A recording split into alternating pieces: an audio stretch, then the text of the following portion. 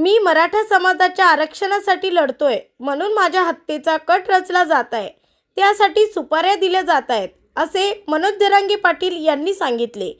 त्यांनी पुढे म्हटले, आपल्याच काही लोकांना माझ्याविरुद्ध खोटे बोलवून घेतले जात आहे, पण माझ्यासोबत मायबाप जनता आहे, त्यामुळे मला काही होणार नाही. सरकारने आरक्षण दिले नाही तर एकाएकी व्यक्तीला घोड्यावरच लावतो, असा इशारा मनोज जरांगे पाटील यांनी दिला.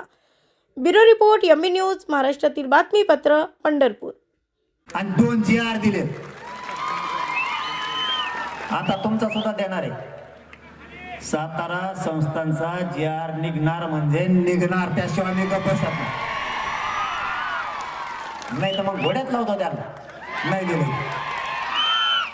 दुश्मनी झाले हो मला. मी असं तुमच्यासाठी, तुमच्या लेकरा बाळासाठी बोलतो म्हणून मला दुश्मनी झाली. हे मला वैरी समजायला लागले, माझ्या घातपाताच्या सुपाऱ्या द्यायला लागल्या.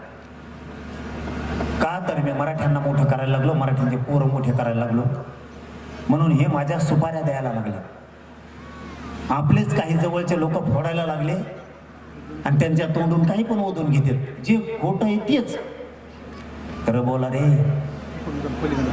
आपली 96 कळ्याची पैदाशी खरं बोलायचं शिका. एखाद्या भंगार जातीला, रक्ताने हात माखलेल्या जातीला खुश करायसाठी स्वतःच्या जातीला बदनाम करू नका, हराम करो. शेवटी जात जात असती, ते कामाला नाही येणार. जातच कामाला येईल. वेळ आल्या, वेळ आली ना, संकट आलं तर धावून दांडकं घेऊन जातच येऊ शकते. दुसरे मजा बघू शकतात आपला. मी कधी भेद केला का? भाजपच्या मराठ्याला देऊ नका आरक्षण, काँग्रेसच्या मराठ्याला देऊ नका, शिवसेनेच्या मराठ्याला देऊ नका, राष्ट्रवादीच्या मराठ्याला देऊ नका.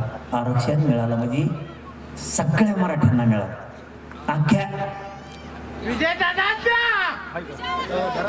येता यायचे उंबर.